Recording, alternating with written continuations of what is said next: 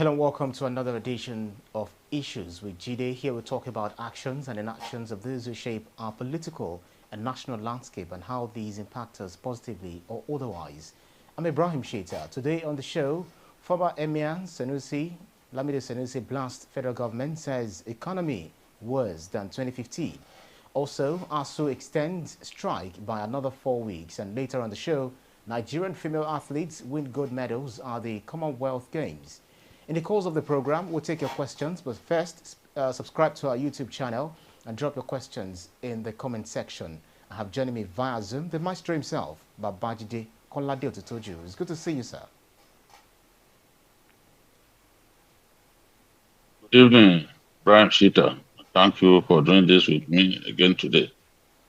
Right, it's my pleasure. So let's begin with the state of the economy as the issue raised by the former Emir of Kano, Sanusi Babajide Sanusi, quoting him, who said, "We are in deep hole in 2015, and between 2015 and now, we have been digging ourselves into a deeper hole. We thought we had a big problem in 2015, but 2015 is nothing compared to what will happen in 2023. Help our audience make sense of what the former CBN governor said and how factual his claims are."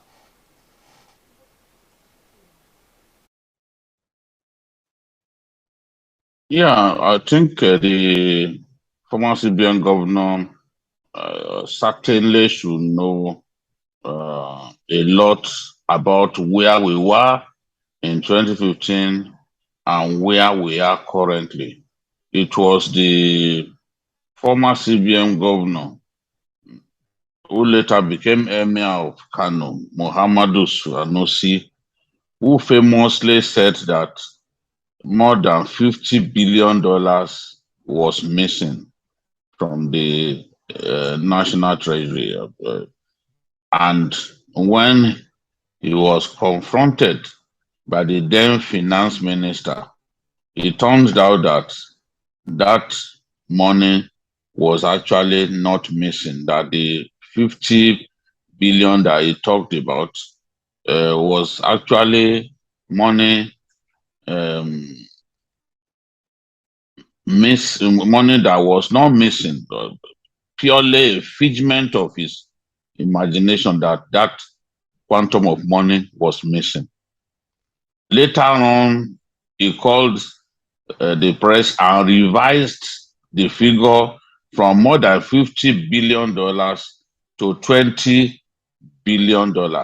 Again, the government of the day got PricewaterhouseCoopers to conduct its own auditing and investigation. And the investigation affirmed that only about $2.1 billion was unaccounted for. And unaccounted for does not necessarily mean that it's been stolen.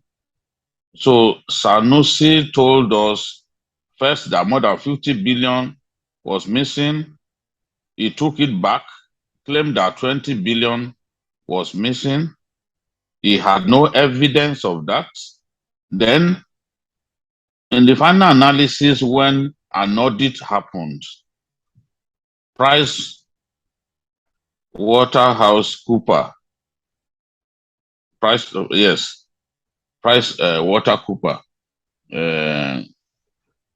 affirmed that it was actually about 2.1 billion or so that was unaccounted for.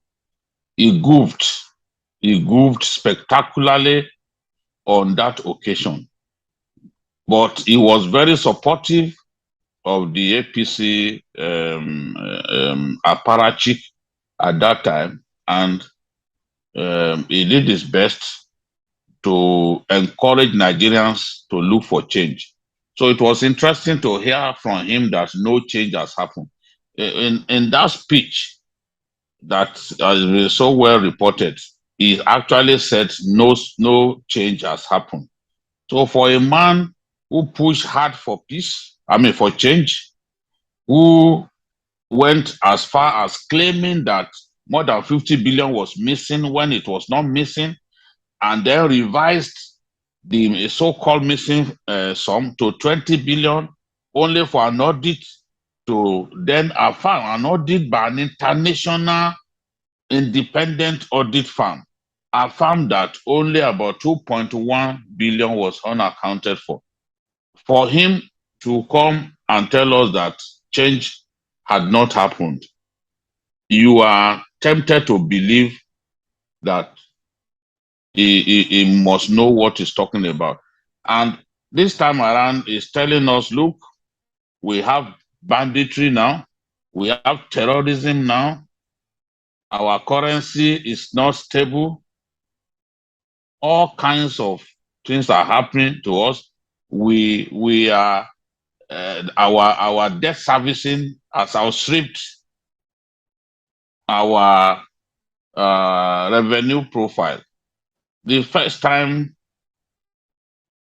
article complained, I think early last year, that the cost of servicing debt was very close to our entire revenue. They abused him, they called him names. We have seen now that in the first quarter, what we spent on debt servicing was actually higher by 300 billion than the revenue that we made during the period. So are we now a country that will be taking loans to pay our debts? When some of us complain that you can't keep taking loans up and down, because when you take loans, you are obligated to pay. I've said repeatedly on Journalist Hangout that the idea of screaming that our debt to GDP ratio is fantastic is economic deception. What we should be talking about is debt to revenue ratio, not debt to GDP.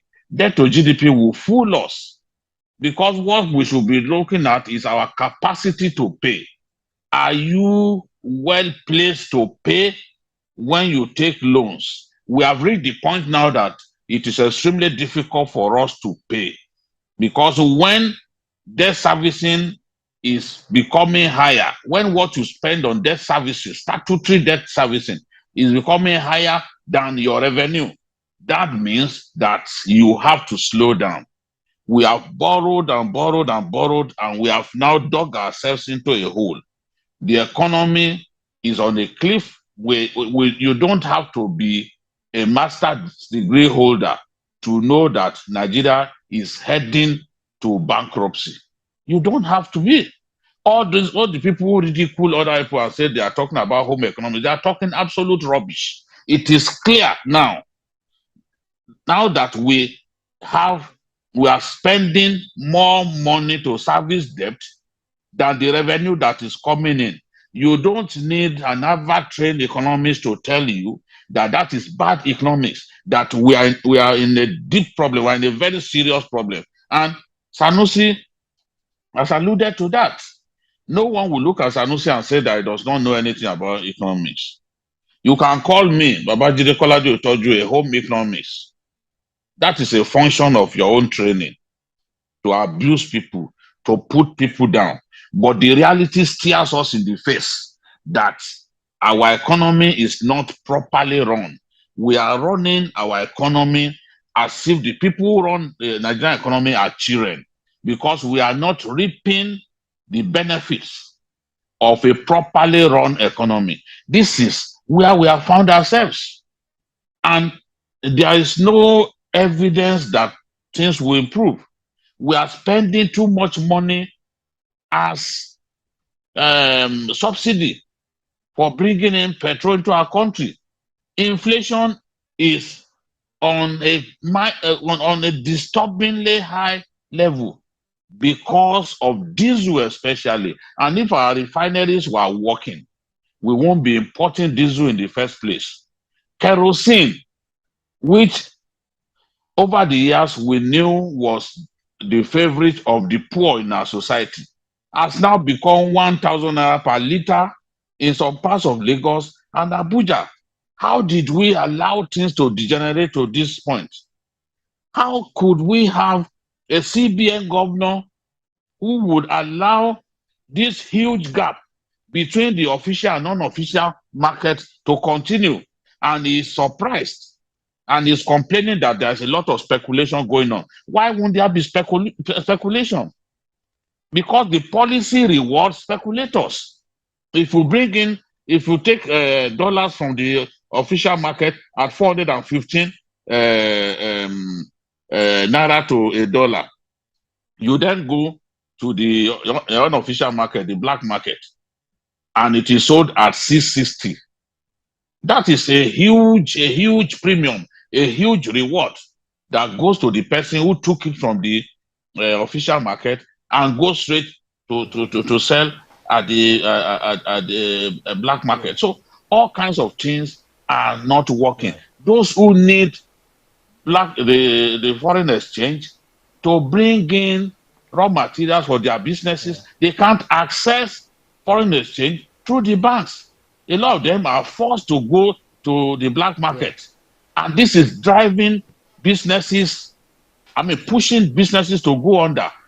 So many businesses have gone under in the last 1 year because the environment is toxic. The environment does not allow for promotion of business. We have got to run the economy better. But the truth is, we don't even need a Sanusi to tell us that the economy is on a tailspin. Every one of us is feeling it. Sanusi does not need to tell us before we can say the answer is right there on the streets of Nigeria. People are going through a lot as we speak. A tuber of yam, you get to buy a tuber of yam for as high as 3,000 naira. One tuber of yam. It has never been this bad.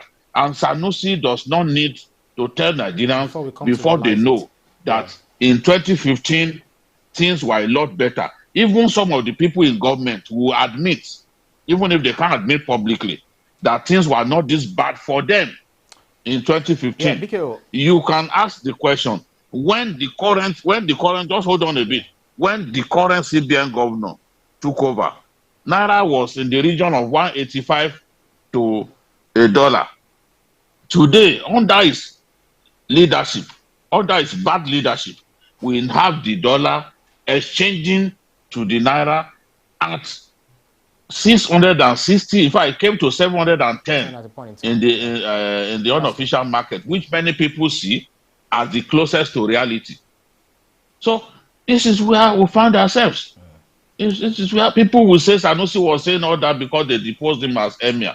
But the truth is, as I said again, you don't need a Sanusi to tell us what stares us in the face. The economy is going down everywhere. The excess crude account has been terribly depleted. The foreign reserves, we've been told now that the foreign reserves has gone down to as low as $15 billion. That's quite sad. Which can only guarantee a few months of imports into our country. So it's so bad. Yeah, BK, well, that being said, Nigeria does not exist in a vacuum.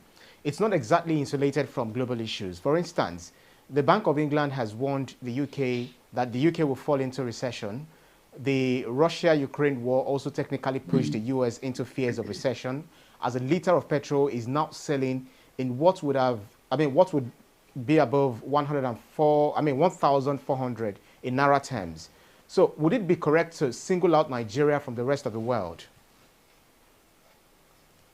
Well, now let me tell you that currently, in terms of revenue to debt servicing, Nigeria is the worst in the world. We are ranked the worst in the world in terms of revenue to debt servicing. Debt servicing revenue ratio. Nigeria is the worst in the world. So there are many parameters that we can use to show that, look, the Americans can go into recession. recession. Yeah, the Britons can go into recession, but we know that it's just for a time. We are saying that consistently, the Nigerian economy has been so badly run, and nothing good will come out of a badly run system. This is what we are saying. Under this administration, we have slipped into recession at least twice.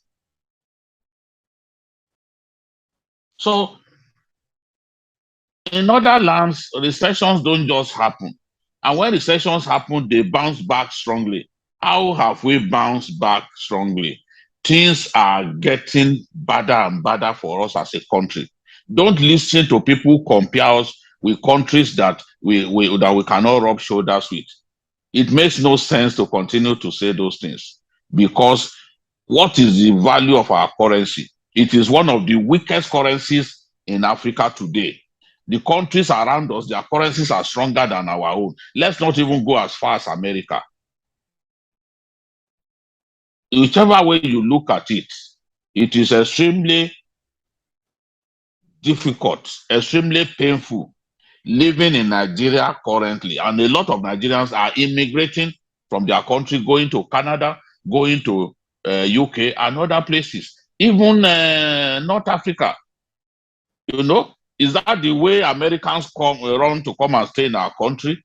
When you want to compare even with your mates, not with people who are not your mates. I hate to hear comparisons with UK and the rest, because such comparisons make absolutely no sense to me. Are the Americans going through the kind of hell that we are going through? Are the Britons going through the kind of hell that we are going through? We are the only OPEC country that is importing petroleum products, and we think it's something to be happy about. Right, makes sense. Well, because of our time, let's change tack. Talking about ASUU strike and all that, the Minister of State for Labour and Employment, Festus Keyamo, said that government can't borrow 1.2 trillion naira to resolve ASUU crisis because government's total income is around 6.1 trillion naira, as there are roads to build, health centers and other sectors to take care of. He then begged parents to appeal to the union to sheath their swords. But with the recent decisions of 4 more weeks strike, does it appear to you that ASUU is ready to back down from their demands? Well, when you start hearing people talk like Keyamo, then don't expect ASUU to end the strike soon. They are making things difficult by refusing to negotiate, by refusing to meet the timelines that they set all by themselves. The Professor Nime Briggs committee has submitted its draft report on the renegotiation of the 2009 Federal Government of Nigeria and ASUU agreement. Government has not uttered a word since that committee turned in its report. And that was a committee that the federal government set up by itself. You set up committees, they turn in their report, you refuse to do anything about the report that they'll come up with.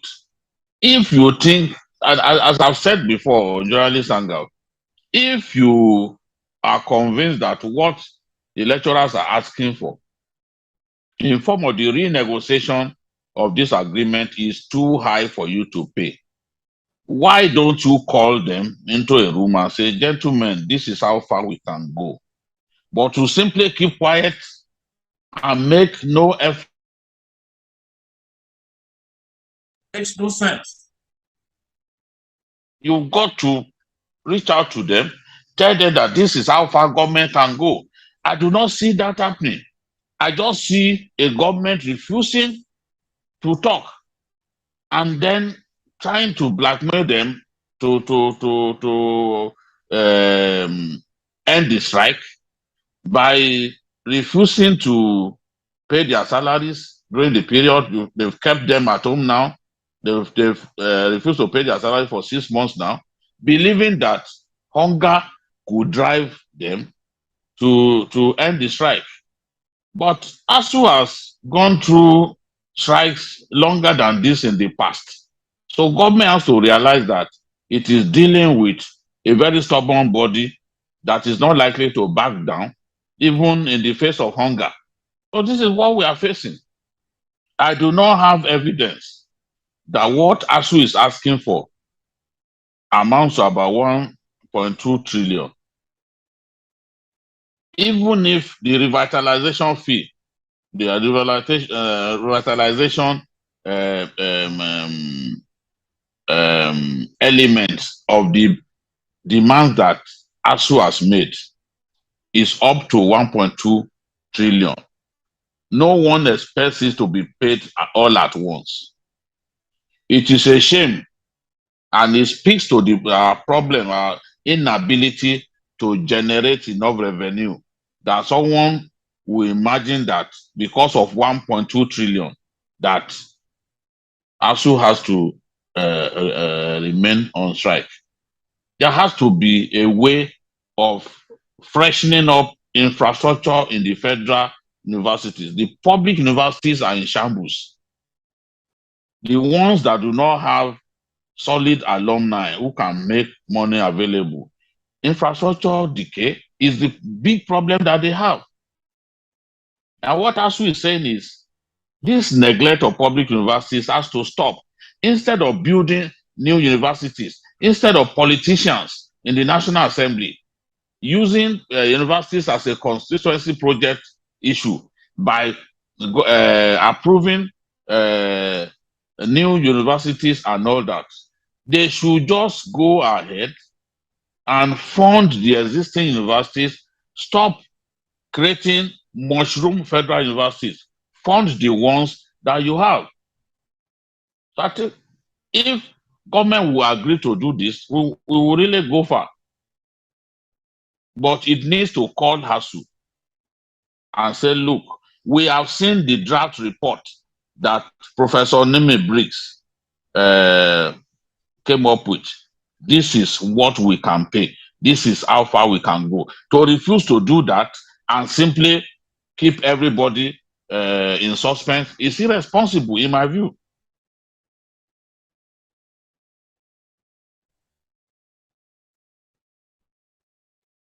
Let me take some questions, or probably just a question. Fabian Akaize actually sent a question regarding that. He said the president should have set aside. I can't find it now, but the question he actually wrote on the comment section was that the president should have set aside politics in appointing his ministers and people that he appointed into government. So, does that have any effect on the current realities that we are having? Do you feel those the president appointed were purely political, or purely based on politics, rather than being professional, being technical? I think what Fabian is saying is that a good number of them are incompetent. They are not worthy of keeping those positions, and it shows. We have a president who does not think that it makes sense to reshuffle his cabinet even in 7 years. You keep somebody in the same position, they are not challenged, they are not doing their best, and you do not even set targets for them to meet. Each minister ought to have a KPI. And if you cannot meet those obligations, it should be shown the door. A good number of them are not doing well, and that's why we are where we are. Well, quite interesting. Here, another commentator is saying $15 billion is too low for Forex. Nigeria is just swimming on diaspora remittances and crude oil. Another commentator also said that President Buhari should openly apologize to Nigeria for not for failing Nigerians. That's the comment here. Do you think that's the way to go for the incumbent president? No, it's not. It's not going to. It's not going to apologize to Nigerians that it's failed. It will talk about some of the successes that his regime has recorded. He's not going to admit that he's failed. I've seen a situation in which government is reluctant to own up to his failures. They don't do that. If he does that, he's providing ammunition for the opposition. They can easily use that to campaign against his party in the next election. So he's never going to admit, even where the facts stare him in the face, that he has failed. You don't expect him to come out and say that, oh, I have failed in this area. No, he's not going to do that. Whoever thinks he will do that will wait and wait. Because to do that is to provide ammunition for the enemy. But in the area of security, the government has failed. It is very clear that the government has failed. Maybe in the area of infrastructure development, they've done some commendable work. But talking about security and the economy, they've done very badly, very badly.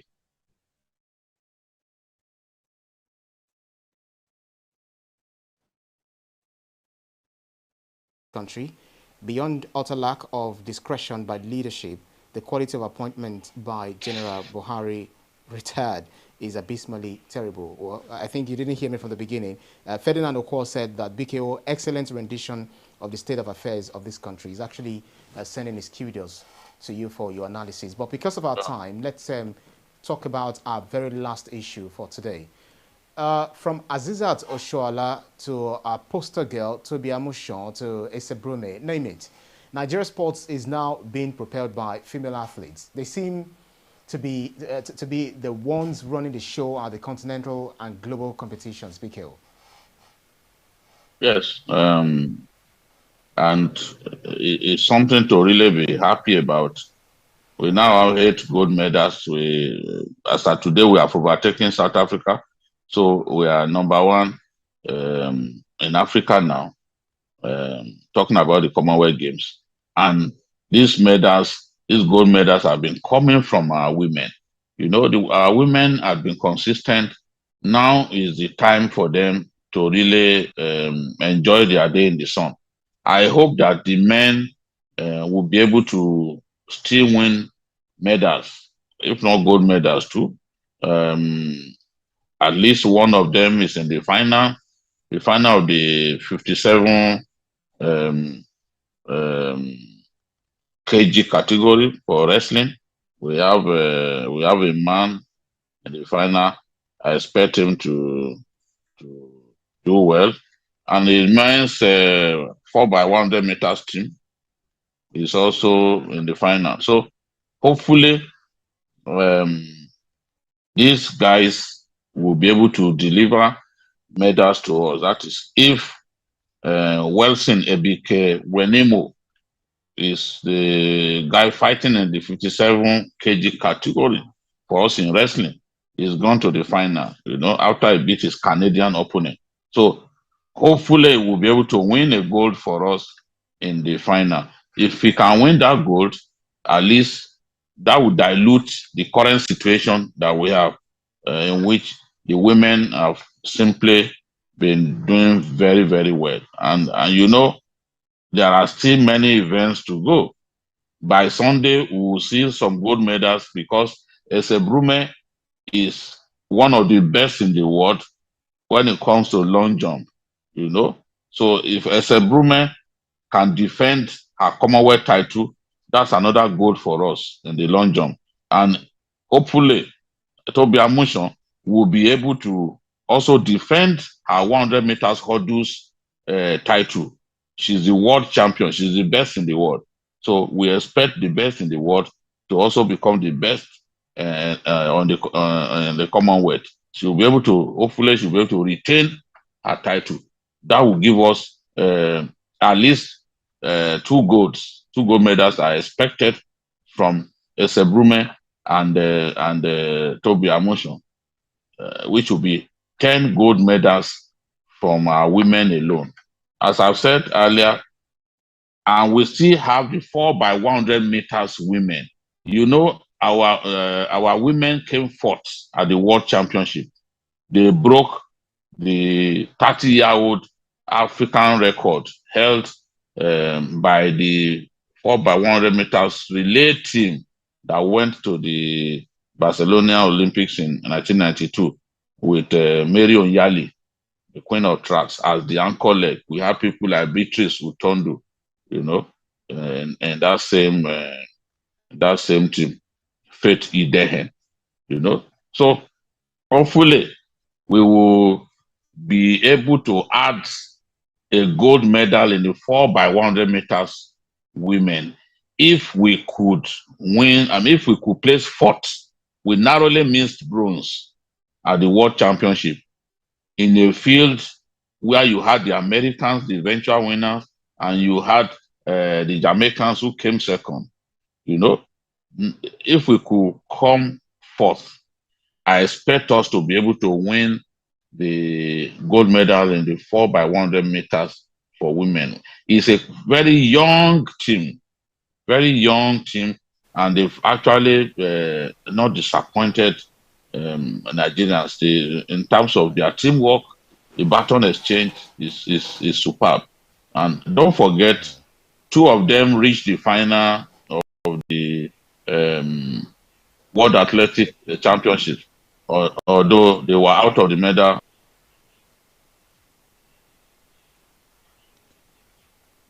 Women. So there are still some medals to come for Nigerian women.